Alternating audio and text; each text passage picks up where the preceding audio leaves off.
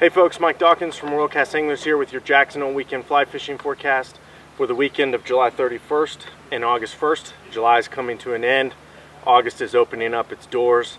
Summer is creeping along, if not progressing along, pretty darn nicely considering our water situation, our weather, our drought, and everything along those lines. I'm here at the setup for Casting for a Cure, the greatest fly fishing event in all of the lands, coming up this weekend here in Victor, Idaho. It's our most favorite weekend at World Cast Anglers here in the summer because we get to see all of our family, our friends, our compadres, and everyone get together for a common unity in helping find a cure for Rett syndrome. If you want to know more information or learn how you can contribute, go to casting, the number 4, acure.org. Check it out, see how you can contribute and how you can help. We've had some rain this week, so all of those rain dances and everything that people have been doing, thank you very much. We've got a nice forecast coming up here in the next 4 to 5 days, somewhere to 1 to 3 inches of rain coming in the afternoons. There's some thunder showers brewing behind me on the Snake River Range. We've had reports of rain over in Jackson. There's been a bunch of rain up in Island Park and the West Yellowstone area, which is all really good for what we've needed. We can use every little bit as possible, so keep those rain dances going. Saturday, we've got some cooler temps. Not going to preach the high and dry. We've got 75 and 56, 50% chance of scattered thunder showers.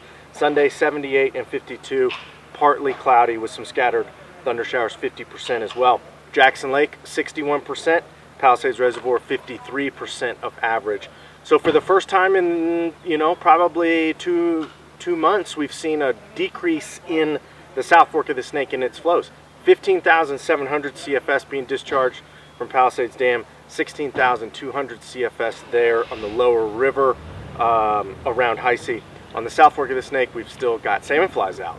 It's going into July 31st and August 1st. We've got salmon flies still in the canyon. We've got golden stones. We've got yellow sallies. We've got caddis. We've got PMDs. The foam fishing is still quite stellar, which is quite surprising for July. Our dry fly fishing has been really strong, a lot of recirculations, eddies, softer water types. A lot of those riffles and shelves and things like that are just too full of water and too fast. But if we see a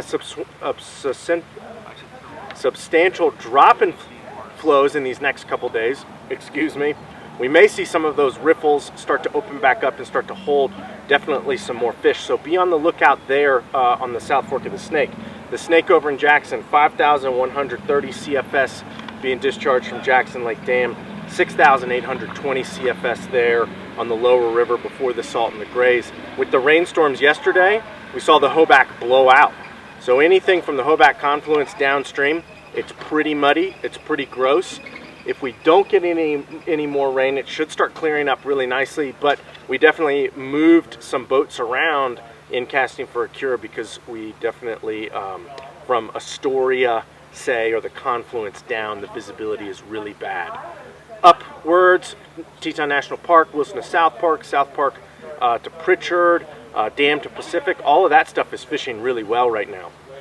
Dry dropper fishing with foam, circus peanuts, water walkers, chubby Chernobyls, things like that. Pair those with some droppers like Perdigons, Duracells, tungsten tactical jig, pheasant tails, and all of those types of things have been really producing some really good fishing.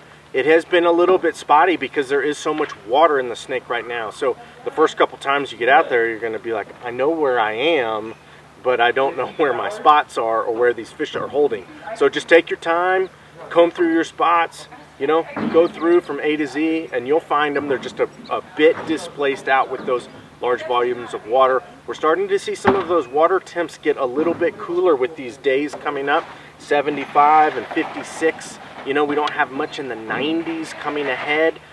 So definitely, we're seeing some water temps in the 68, 69 degrees in the afternoon at Moose, which is definitely a big no-no for fishing during that time. Anything above 67, in our opinion, is watch your water temps. Probably better to sit back and have a couple beers than to be tormenting some of our trout friends and producing undue stress upon them that they don't need already. But we should start to see some of those water temps, get a little bit more stabilized, a little less aggressive on the heat, and a little bit more on that summer normal or end of summer normal. The Henry's Fork, similarly to the South Fork, we saw some decreases in flow up there. 970 CFS coming out of the Box Canyon, 2,340 CFS there on the lower river. With these decreases coming out of the Box Canyon, we're seeing some really good fishing up there. We're seeing some good, still dry dropper fishing, Goldens, Drakes, paired with heavy tungsten-style jig, pheasant tails and nymphs and things like that have been really good. With the 970 CFS, we should see the dry fly fishing on the ranch get really good, if not even better than it has been, now that that water is not necessarily spilling out of the banks or displacing some of those fish. Or I've always thought that maybe those fish don't want to come up through the water column when it's 1,500, 1,600, 1,200 something CFS, but 970 is pretty good. Be on the lookout for PMDs early in the morning, late in the evenings, leftover flav spinners, there in the mornings and the evenings. I would be ready with ants, beetles, terrestrials, cinnamon ants, and things along those lines. The lower river, Warm River to Ashton, has still been fishing pretty darn well with dry dropper, shallow nymph rigs, and some things along those lines, attractors, parachute Adams, parachute PMDs, and caddis. The river below that has sort of been more of a terrestrial game, but that's a dawn patrol program, 6 a.m. to noon, even maybe a little bit earlier than that. Those water temps are just too darn warm, down there, and while the water quality stays good because it's highly oxygenated, the water temps in the sun and everything we've been having in the afternoon is definitely on your water. Watch your water temp alert for those afternoons on the lower Henry's Fork. The Teton up here in the valley, it's holding on at 195 CFS around Driggs, 580 CFS there on the lower river. The Teton up here in the valley has still been fishing pretty well considering it's really low and the clarity is gin clear. So once again, similar to the lower Henry's Fork, I would concentrate on the early morning periods when water temps are its coolest.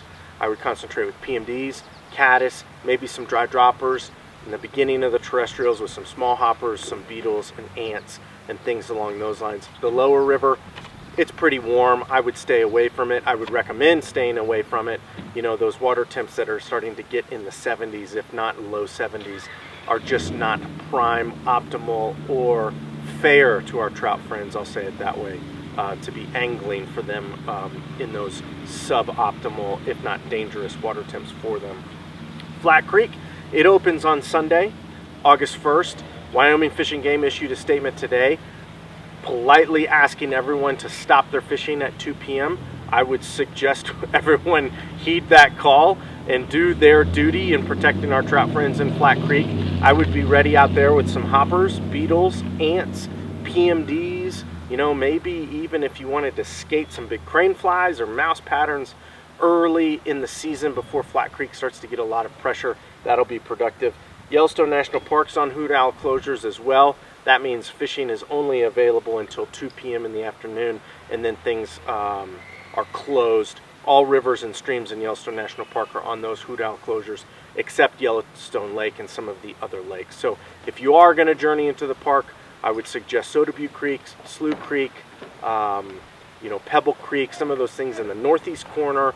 The Yellowstone River below Yellowstone Lake is now open. I would be looking for some leftover Drakes, Goldens, PMDs, and caddis, and things along those lines. But remember those hoot owl closures, stopping at 2 p.m. Our walk wade fisheries are still holding up really nicely. Palisades Reservoir tributaries are fishing well. Teton River tributaries are still fishing pretty darn well. And some of those tributaries to the Snake, like the Buffalo Fork, Grovant, Hoback, well, not the Hoback now because it's dirty, but in the next 3 to 5 days, I definitely would check it out as the clarity improves and some of those flows start to drop. The grays, the salt, some of those other things, those off the beaten path fisheries should be in prime fishing shape right now.